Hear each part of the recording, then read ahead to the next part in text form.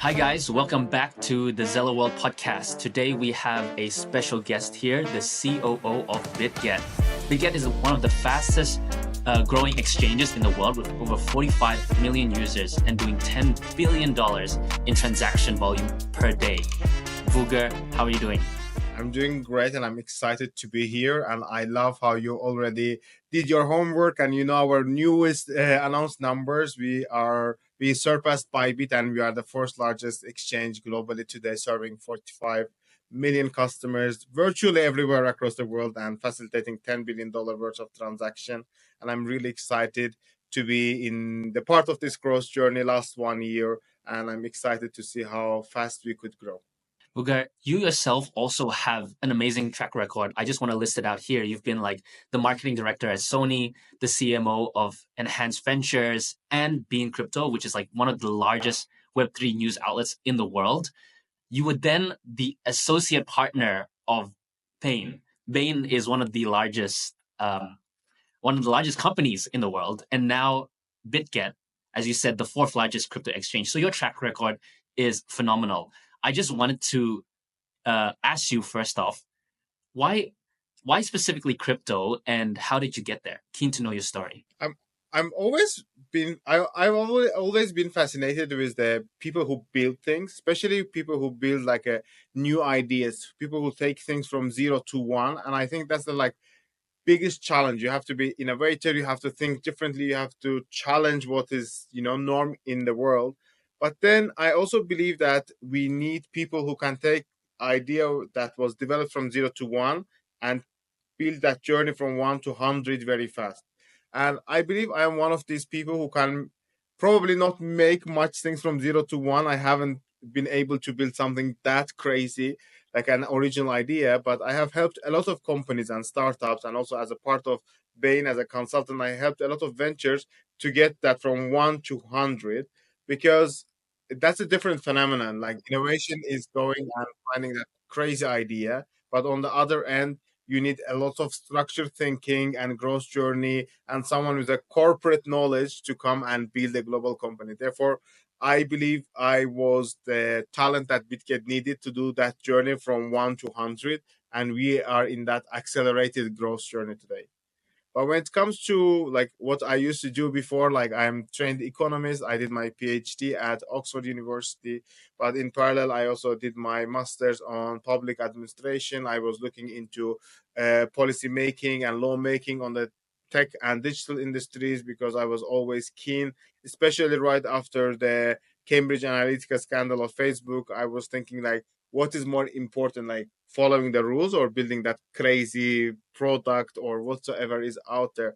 Therefore, it's always like a kind of a two-way journey to understanding what you really want to do or discovering your capabilities and actually banking on it rather than just going and because I think in today's world, like this entrepreneurial journey is very much glamorized. We always want to have that one brilliant idea that makes us billionaires. But unfortunately, not always we get into that idea or we don't get into that idea in a day one. But joining someone with that great vision and helping them to build that, I think is as important. And I'm very proud that I got an opportunity to join Bitget. When I joined Bitget, Bitget was a very small exchange, very much Southeast Asian exchange with I don't know 4 or 5 times less user number than today. But today we are proudly saying that it's the fourth largest exchange globally, and it was thanks for our also hard work and vision, understanding how we can take a very successful small exchange and make it global. You talked about going from 1 to 100 rather than 0 to 1. And the exchange space is quite a competitive space. You have Binance, you have OKX. These are top tier exchanges that are competing. And Bitget, in the last year or so, has made an enormous rise. I would say from the first time guys came out with Messi, that I think was one of the standing moves that you have done that actually put Bitget on the world stage. But I'm curious to hear from you from the COO position, the number two position. What and how are you thinking about the strategy in your day-to-day role to move Bitget from that 1 to 100, and then also aiming to take over guys like Binance and OKX? I think first of all, it's very important to mention that Bitget is one of the youngest exchanges. We have been only like a 6 years around, while there are players in the market who've been 10 years, 9 years around. It's like a huge journey. Also, there's like a first mover advantage journey. Like we all know Binance, and they've been like kind of pioneers of this industry. They entered so many markets as a first exchange and grabbed that customer attention, that people stayed with them because they were like first in a market, and that's why they're known for going into the market where this like a large players been, I don't know, for at least 3 4 years before us, spent ton of money on advertising and marketing and building brand loyalty and onboarding users, and then competing there is very hard. But as you mentioned, Bitget was smart in its moves, because I always say like overnight success takes a lot of planning and a lot of hard work. When back in 2018 Bitget was funded, we had like 2 more years thinking about okay, what we can do to become different. And I think copy trading and social trading was one feature that we offered before everyone else, and actually Binance and OKX copied it from Bitget or and introduce it later, seeing how successful it was for Bitget. And that's why our copy trading propels our derivatives markets. And when we look into derivative market volume, Bitget is actually number two in that area of people coming and doing derivative based trades. And today we have more than 190,000 elite traders who post their trades on our platform. Therefore, coming up with that strong product and positioning, it was very important for us to differentiate from everyone else, because at the point where we introduced copy trading, no one had that. Secondly, as you mentioned, Messi, we initially started partnering with Juventus. Then we got on board Messi, and it was right before the World Cup.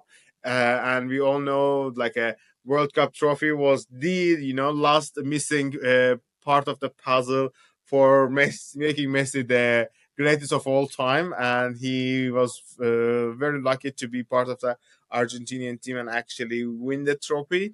We definitely also, I think my proudest moment is that we support the Turkish national Olympic athletes to represent the country, and they came back with medals.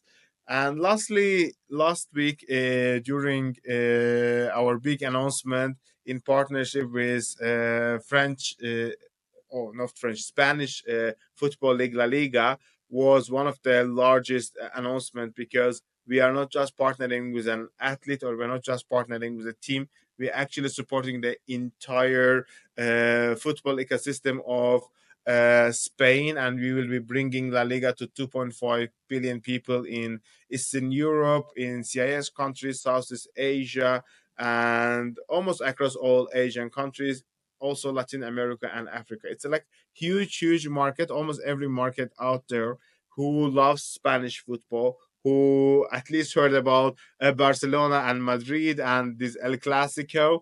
They'll be very excited to see Bitget engage, from ads to events, from academy to watching the game from the stadium. Therefore, I believe like marketing is important, and we have done a great, great, great marketing activities, but we also were able to bring the users the product that they will actually need and they will actually use, rather than just spending money on marketing. And as you also fairly mentioned, it's very competitive market, because I always say in today's, I work at an exchange, and I have at least 5 6 exchange up on my phone. And almost every friend and family member I know, they have 5 6 exchange in their apps. They will even go and look into different transaction rates. For example, today people love Bitget because we have zero fee on ton ecosystem, while sometimes, especially before they then can upgrade, whenever Ethereum was network was congested and there were high fees, and my friends would call and tell me like, "Oh, have you checked like you are charging X amount, while I don't know, as you mentioned, Bybit, OKX, or any other competitor is charging 10% less, and what we can do and things like that." Therefore, today for an end user, it doesn't much matter. And it's not only about because we love the product, or they don't come to Bitget because they just love Messi. It is more than one component. You need a great product, you need great marketing, you need great brand loyalty, and you need to add value to people's life. And I think as a Bitget, we were able to do it not only as an exchange, but as a Bitget exchange, Bitget wallet, Empower X fund that we invest, blockchain for use, and all the other marketing and public relationships that we are doing all together. So I wanted to touch on something that you mentioned because a lot of our listeners are also builders and they're in the space trying to figure out how do I also market to other people and to grow our products. And you, from an operational role, I think have a really strong and precise insight as to how this has been done successfully. One thing that you actually said, which is I think is very powerful that I want to touch on, was that you talked about how Messi winning the World Cup was also good for BitGet because you guys had associated with Messi and then Messi went and won the World Cup. And that sort of puts BitGet in a position where you guys are like also champions. I wanted to ask you, in your role now as a COO, compared to your previous role in marketing, how do you use or what did you learn in your CMO roles that you now apply as a COO, and what can you give to builders themselves to take away from as part of strategies that will help them go from 1 to 100? I think when you are a CMO, you are more of like a creative hat. You want to do this like a memorable campaign. You are not much concerned about all the other things, while all the other metrics are important. You want more people like your product. You want more people engage with your product or with your ad or with your campaign that you are building. And eventually you want people to come and buy from you, and you track all the data. And then definitely you have like a sales or lead generation or whatsoever metric is in your end goal. While from the operations front, you don't just want to earn more, definitely you want to earn more, but you also want to have lesser customer complaints, perfect working product. You want to grow in specific markets. And on top of all of this, you want to optimize cost, because now every dollar I save also makes me a dollar, not just because I want to earn more. And I'll give you one great example. What I learned from marketing that you need a local insight. For example, if you are building a campaign for Saudi Arabia, you need to have a local understanding. If you are building a campaign, let's say for Latin America, you can't just sit in Singapore and build a campaign for Latin America because you don't have a local insight. Therefore, having a local insight is important. And I took that knowledge and I applied it to Bitget. When first I joined Bitget, the idea was that we come up with this like a big beautiful campaigns, big beautiful ideas. Then we test it in large markets, and then we tell all the other countries that okay, now you are doing it from Brazil to Turkey, from Russia to I don't know India. But I was like, guys, we can't do that. This is very efficient in terms of uh, fast tracking things, but it didn't work in a longer term. Instead, what we did, we gave power to every country manager, every country team to decide what and how they see Bitget in their region. And then we were getting this very great proposal. Someone will be like, "Oh, actually, you are investing too much on, let's say, banners. Banners doesn't work, but outdoor ads work." Because I don't know, people feel more relatable and more secure about outdoor ads. Or people will come and tell, like the way we work with influencers doesn't work. We want to do one, two, three, four. Or it's better to, I don't know, work XYZ football player or XYZ volleyball player because our national team is much stronger on a volleyball and people all watching. Therefore, local insights helped us to, instead of becoming like a centralized company, now we are kind of a semi-centralized or half centralized, where we do definitely still manage large campaigns centrally, but every region has say what they want to do in their region. And this way, we saw a huge growth. We saw almost 5 times growth in India. We saw around 45 times growth in Latin America. Our Eastern Europe and CIS countries grew 16 times. Even in the Southeast Asia, where we have a very strong presence for last 5 6 years, we managed to grow double last year. And overall, thanks to these changes, we managed to attract 700 million customer funds in the first half a year of 2024, which made us one of the three fastest growing crypto exchanges. Therefore, I believe that I always say, like, most professional skills, they are very transferable if you know what to do or how to do with them. And therefore, like, the knowledge and experience I had in marketing, applying it to operations exceptionally helped us. And it was one of the examples, but there are so many examples that we did. We also decentralized most of our customer care. Now we have truly 24-hour customer care in everyone's native language. If you write to me, I don't know, in Turkish, you'll get an answer by a Turkish representative, not an AI translated. Or if you are Mandarin speaker, if you are speaking, I don't know, Vietnamese, or if you are speaking Bahasa Indonesian, whatever language you are speaking, you probably will get attention in that language by a native speaker, which is a very few in our industry. I think that is such a powerful insight to share the power of localization, not only on the marketing side, but also on the customer service side. I want to play a bit of a devil's advocate on that and say that most people would think it would be much more expensive if you were to localize, and it would cost them a lot more to do local marketing, to do local customer service. How have you optimized that in Bitget to be able to acquire customers in other countries? And how are you sort of deploying, as you said, a model that not only grows but also saves money when you're localizing? I will give you a very good example, which is very far from crypto. I'm sure that everyone watching this video or podcast, they have similar experiences at some point. Whether if you bought something small from Amazon or Alibaba, or your Uber Eats or Grab Eats or Karim Eats, depending which region you are, the food got delayed or wrongly delivered, and whenever you complain to the customer care, you immediately got full refund without any questions asked in the shortest time. Because, like, very long ago, I actually had the privilege to talk to the people who came up with this schema, and the justification was that we want happy customers, we want to speedily resolve the problem, and we realized that actually going and talking to the customers and understanding what went wrong will take a lot of time from a customer care representative, and it will be faster and cheaper and easier, and everyone was happy if you did like immediate refunds.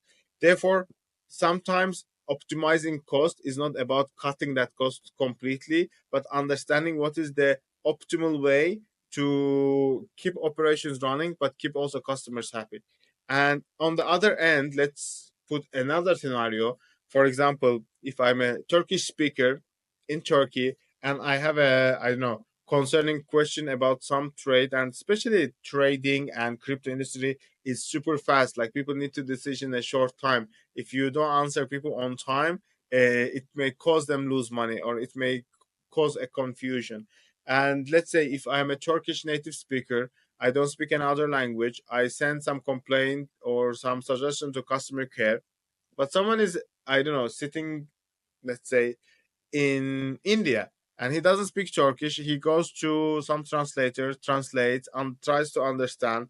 And we have like at least 5, 6 back and forth exchange, which takes, I don't know, 3 hours of the person's time, while native speaker can solve the issue in, I don't know, 10 minutes, which is actually, when you look at like a cost average of the time spent and the resources spent on single issue and its resolution, then we have a different metric, rather than just thinking customer care agent in Europe will definitely cost, I don't know, 4 times expensive than Southeast Asia and so on. But it's not only about how much a single employee cost as a salary, but also how much they impact to resolve issues quick and efficiently. So Bitget is a hyper retail business, and it's because you serve the customers one to one. On the other side, you came from being crypto, which is a sort of marketing newsletter and distribution platform where the product itself could also be the marketing, which is the articles. What did you learn from your time as the CMO in being crypto, and how are you applying this to Bitget, which is in somewhat senses also retail as a news article business would be? Every time I go to a conference, I try to speak not about our retail end because we are already strong, but usually I speak about how people can build using exchanges. And it's not only about Bitget, it's about any other exchange. Because I think most of the time builders forget a very important aspect that actually every exchange is a huge marketing machine. Bitget has 45 million customers. Binance has 200 million customers, which means you have an access to 200 million people, and you have to be very smart how to advertise. Almost every large exchange today offers Launchpool, offers Launchpad, offers all our social networks is another way of distributing. Whether you want to do AMA, whether you want to do giveaway, whether you want to have more wallet holders, whether you want more people to talk about. And another important aspect, almost all large influencers and key opinion leaders work with exchanges. Therefore, I always recommend the builders that don't come to exchange at the very last stage where you want to list your token. You have to start building that relationship with the exchanges at the idea stage. This is my idea because as an exchange we see hundreds of pitch decks every day.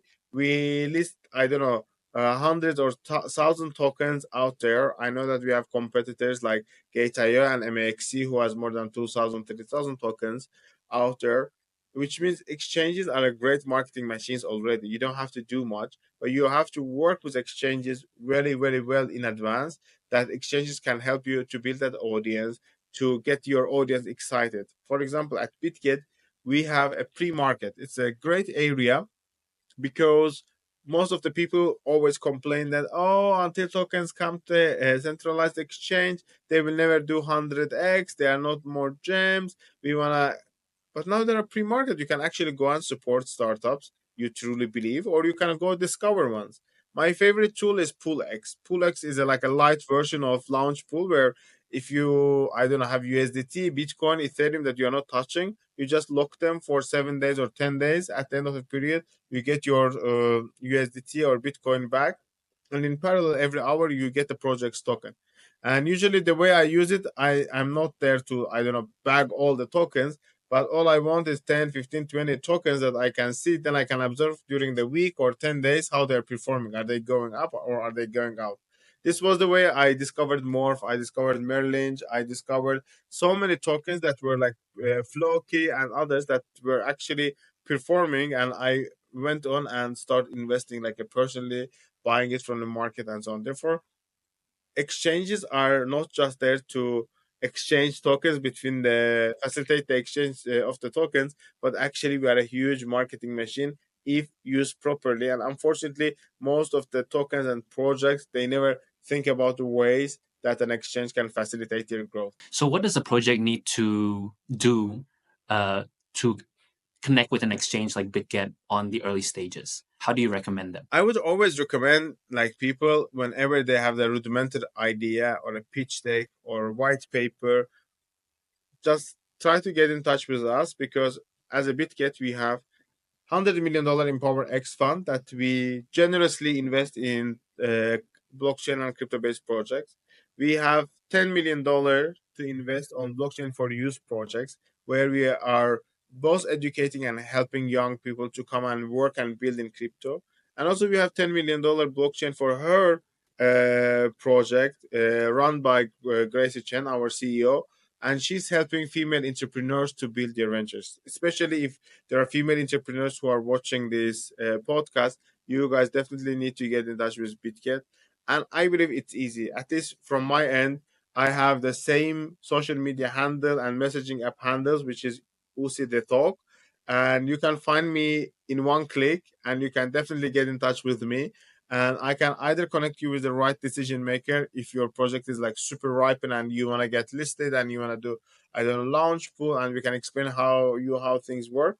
Or if you just has an idea, talking to any exchange could be a good idea in my opinion. Whether you are, I don't know, you bump into someone at a conference, especially in the conference, like you will see booths of all these different exchanges, or I don't know, just message someone on Twitter, tag someone, maybe 10 will not answer, but 11th person will definitely do. Or talk to the listing teams. Listings teams are, I believe, the gems of our industry. As I mentioned, they're similar to VC partners. They hear so many projects every day. They can immediately tell if your idea is unique or there are 20 other people who already pitched that idea, or what makes your idea unique that everyone else missed, or maybe they can connect you with someone who's building the similar idea, or maybe they can just connect you with the right project, or just tell you that, wow, this is a cool idea, go build it and come back. Therefore, in my opinion, just talking to exchanges is as valuable as doing a round of fundraising and going talking to all the VCs out there. Vugar, I wanted to pick your brain on the decentralized aspect of the crypto world.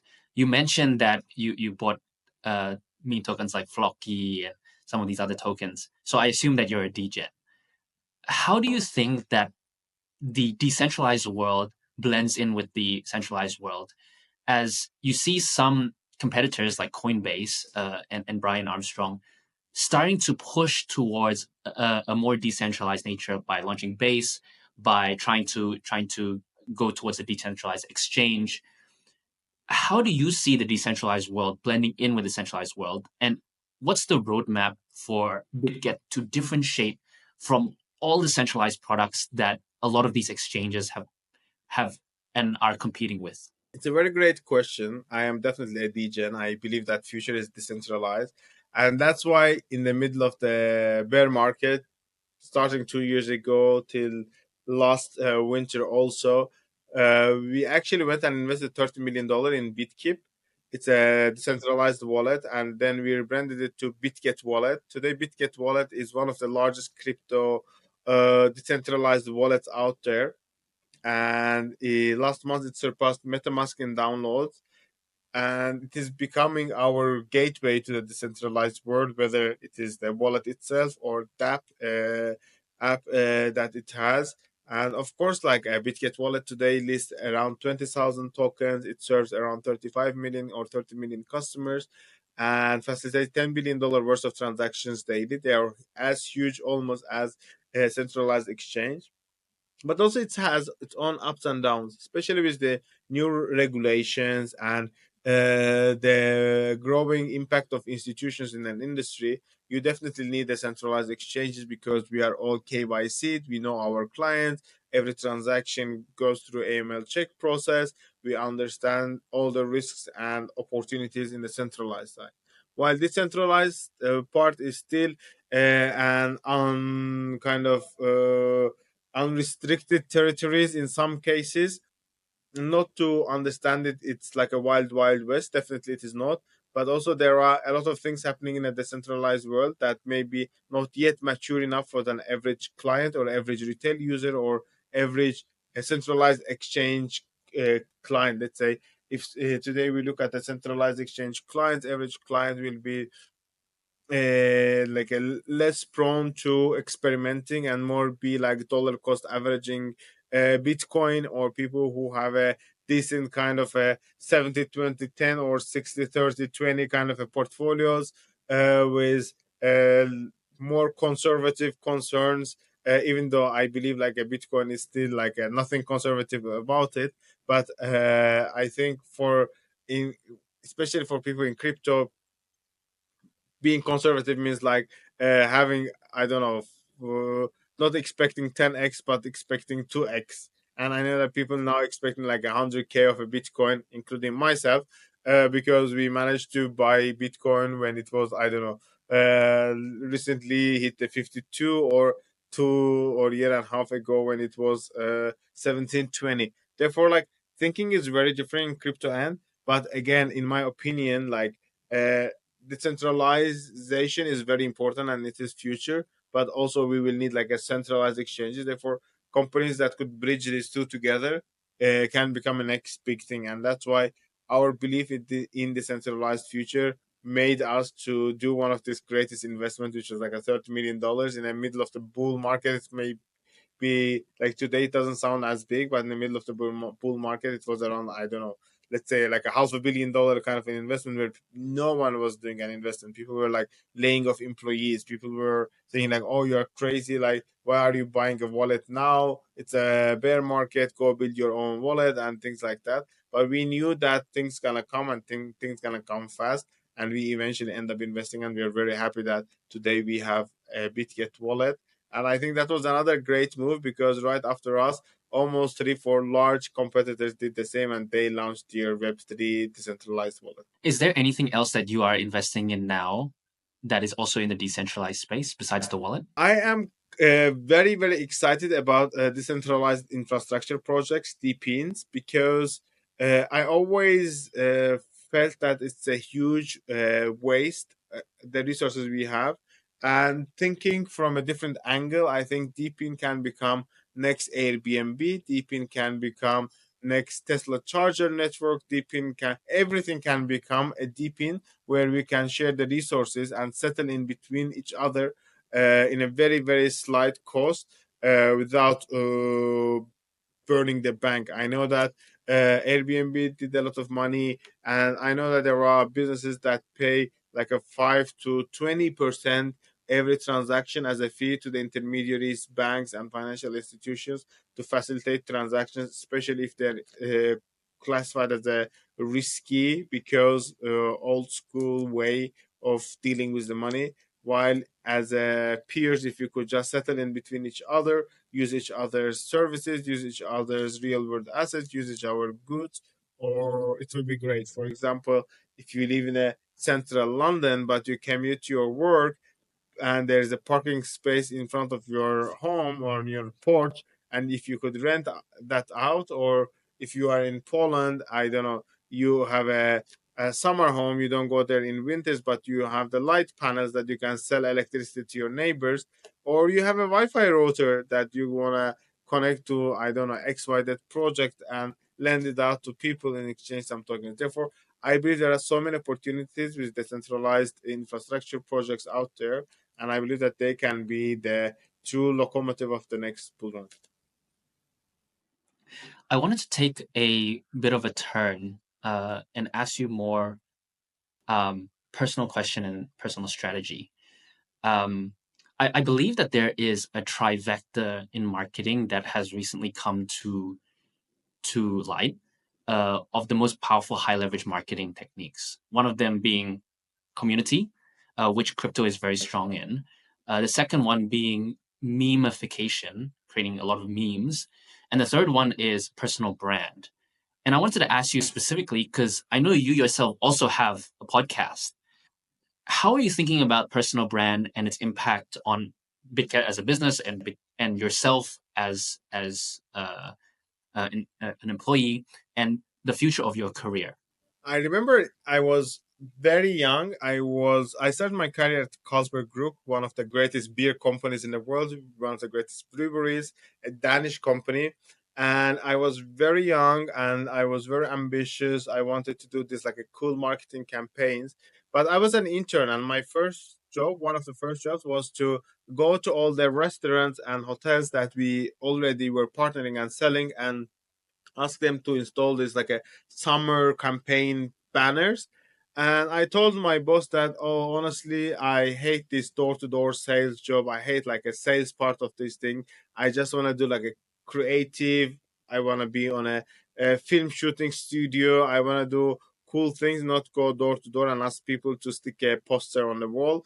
And at that point I was like, oh, and I'm a university graduate, I didn't like this job, and I think that I could do better, I could be helpful somewhere else. And I got a piece of a very valuable advice. My boss told me that even the greatest authors who wrote greatest book or greatest music makers, whether they are DJs, whether they're performance artists, it's all at the end of the day is about being a salesperson. You never said, oh, someone is a great writer. We don't talk about J.K. Rowling that, oh, she's a greatest novelist. She wrote Harry Potter, but we are selling she's a best-selling novelist. She's a best-selling author. Or when we talk about, I don't know, today Taylor Swift and Coldplay and all the other huge performers, we say that, oh, they sell out stadiums. At the end of the day, it all comes to being able to sell something. And in my opinion, personal brand definitely helps you to sell something to the crowd. And when I talk about selling, I don't need in nominal transactional value, but I talk about bringing more people and sharing the idea, selling them the idea. And I think it's very important to sell the idea of crypto to more people. And therefore, I am banking and trying to build more content and become a personal brand myself. And therefore, it's very important. And especially in crypto, like one thing definitely I believe hurt, it was a scam project, rug pulls, and project that never had a visible CEO behind. And I always, when people ask me, oh, what is the BitGet's the biggest differentiator? I tell yes, we have great product. Yes, we have Messi and La Liga. Yes, we do large campaigns. Yes, every conference and every exhibition you go, you'll find BitGet. But I think the most important and valuable asset is that you have Gracie and me, where we go and we're available to public. We do interviews. You can actually see me around uh, at the events where I am able to accept any question and answer any question or take even any complaint from a customer, from a journalist, from anyone in the industry, while with almost out of 10 large exchanges or 10, 20 large exchanges, how many you can count? Two, three? Yes, everyone knows CZ, but he's been there as a like a spokesperson for an entire industry. But who else do we know from the large exchanges? Probably no one. Therefore, I think that's very important. I always say also to people, like when you invest, when you think about investing into any project and exchange, just think about it. Who is behind there? And would you be friends? Would you love to be friends in real life with these people, right? Because in my opinion, the way we invest money, it is also the way we invest our health. Before going to a doctor, we check their background. I don't know, before any other job we do, or even like before going to any restaurant, you read reviews to understand who they are, what they do. And similarly, I think we need to do our own research when investing. We don't have to just invest because someone told us that it's a good idea to invest. And similarly, we don't have to put all our money in an exchange because everyone is doing so. And last time when people all went and invested in FTX, we all know what happened.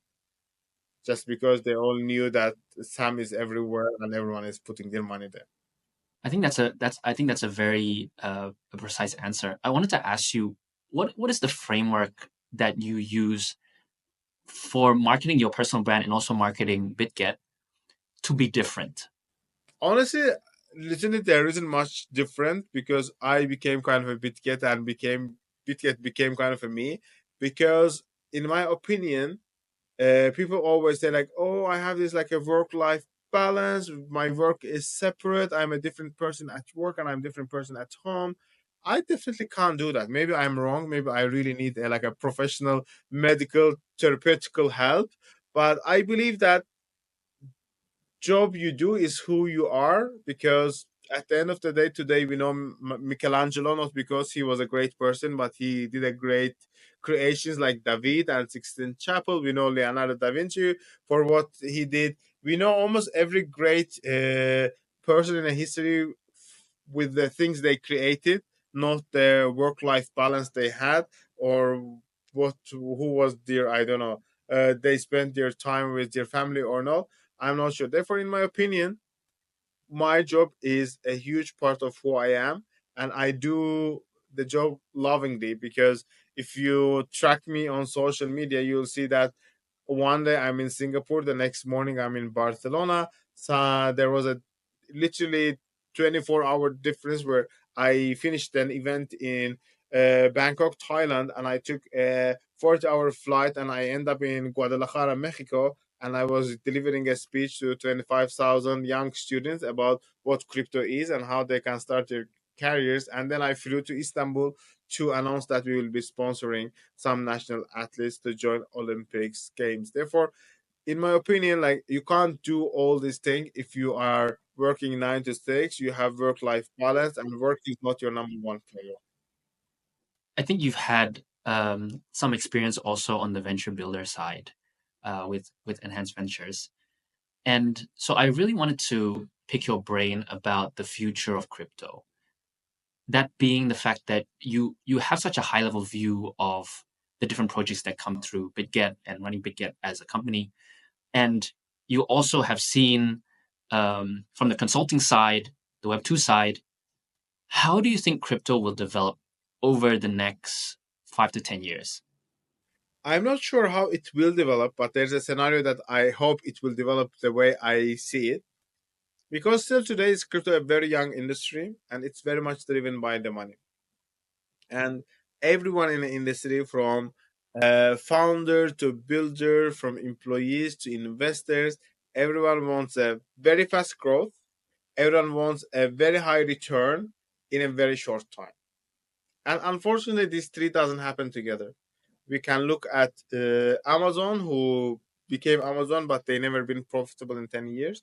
We saw Uber, the same story, and everyone else. Because in a Web2, you will have these investors from angel to VCs who will come and they will invest in a very long term, 5 to 6 years.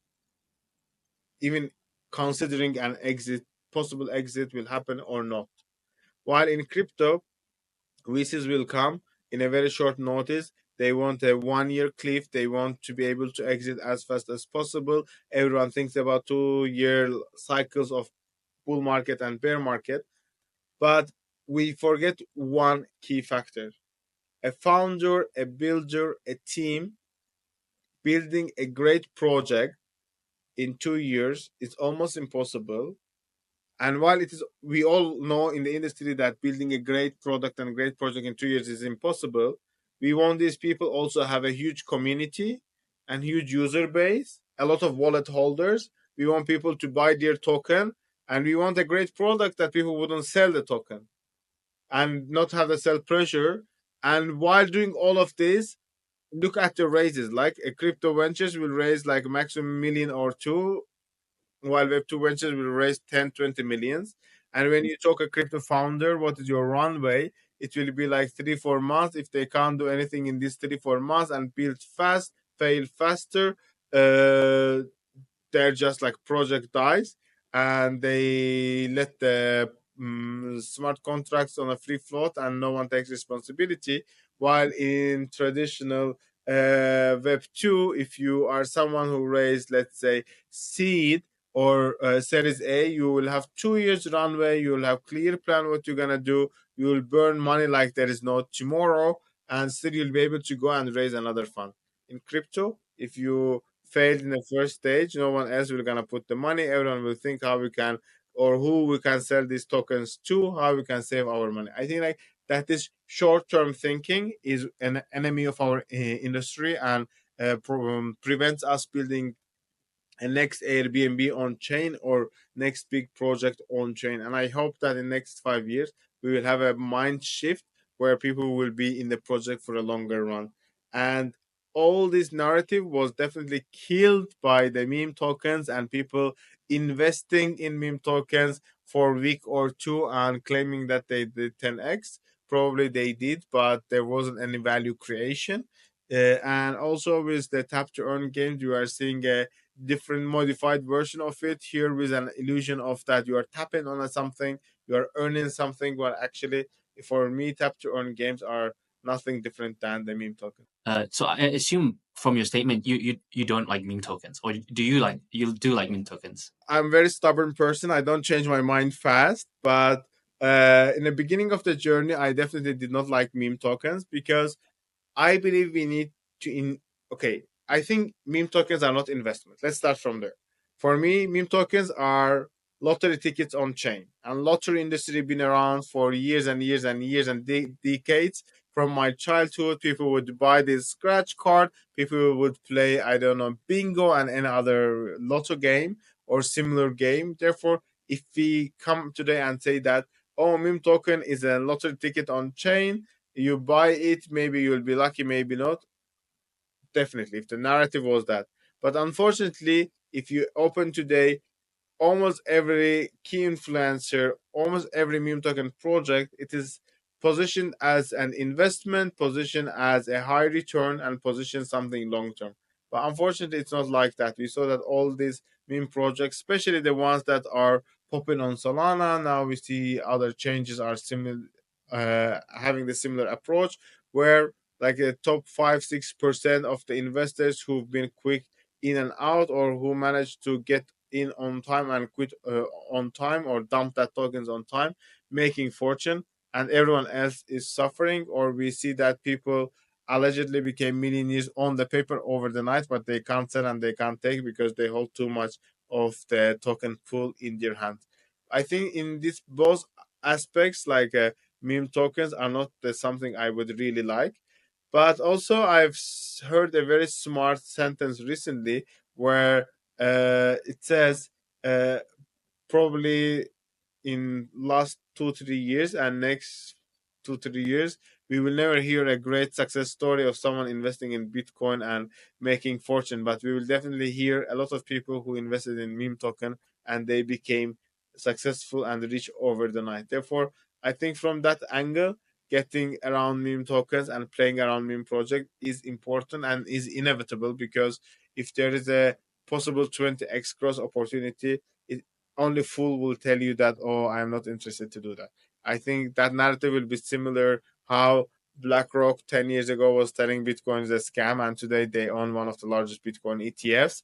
Therefore, maybe Bitcoins are here, the meme tokens are here to stay, and just because they're a cultural moment, and that's just because they're fun, they can add a lot of value. But also, we have seen how huge became Dogecoin, and also there are so many meme projects that I personally follow, not because of an possible return on investment, but because I really like the idea. Either it is funny, either it is something super relatable, and I'm thinking like, wow, that's really really cool.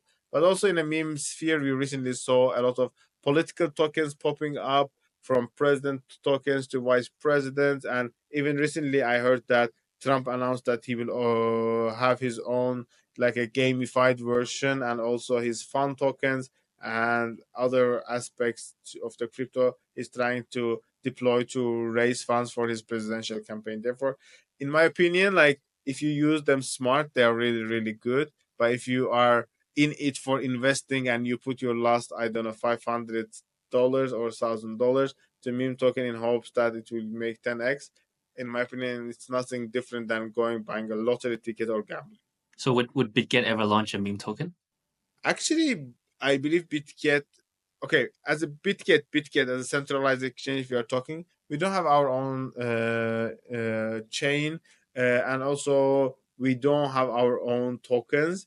But I know that our colleagues from the Bitget wallet have their own meme token, which is doing super great apparently. And the way I know it, because I also saw in my colleague Alvin, who is the CEO of Bitget wallet, I saw on his Twitter, and I decided just to buy to support them. And eventually, they've been doing great recently. So I just wanted to wrap up this conversation. I think it's been a great conversation. I just wanted to leave with one question for you. Coming back to the 0 to 1 and the 1 to 100, I think that a lot of people who watch this podcast are in the 0 to 1. They're builders, and Web3 is still a 0 to 1 phase, trying to figure out a lot of product market fit in these different narratives. From the person who took Bitget 1 to 100, what is the three things that you need to go from 1 to 100? What is the three things that someone like a builder like myself or people listening to this podcast should look out for or to stack up so that they can take their business from 1 to 100? I always say taking something from 0 to 1 is much harder than 1 to 100, because from 0 to 1 you need to have that eureka moment, that grand opening. I don't know, and you have to be ready for that. And in your life, you may have and you may not have that idea. Therefore, it is kind of chasing a dream. But I don't tell, if someone has that big idea, don't chase it. Definitely do it. But for everyone else out there who are not so much into these ideas, but also it's not only about ideas. Sometimes I have great idea, but I understand that I don't have that entrepreneurial mindset or believe in that idea that I can leave everything and go. And I always say that, like, it's like an Olympic Games, right? You'll have only one person who practice the most hardest to win, and no one else does. Therefore, if you are not able to take something from 0 to 1, and if you don't have that great idea, I would recommend people to look into your skill set and join someone who already had that 0 to 1 idea and help them to take that idea from 1 to 100. Also, like if you talk about like a three advices, I tell first taking something from 1 to 100 is relatively easy because you kind of have to follow the formula and be disciplined. Secondly, it remains that in from 0 to 1, if you do a mistake, you have to learn from your mistakes. But if you take something from 1 to 100, you can learn from other people's mistake. You can just look at what they did wrong and avoid it instead of going and trying things again and again by yourself. But as an entrepreneur who wants to take an idea from 0 to 1, you need to definitely do a lot of mistakes yourself.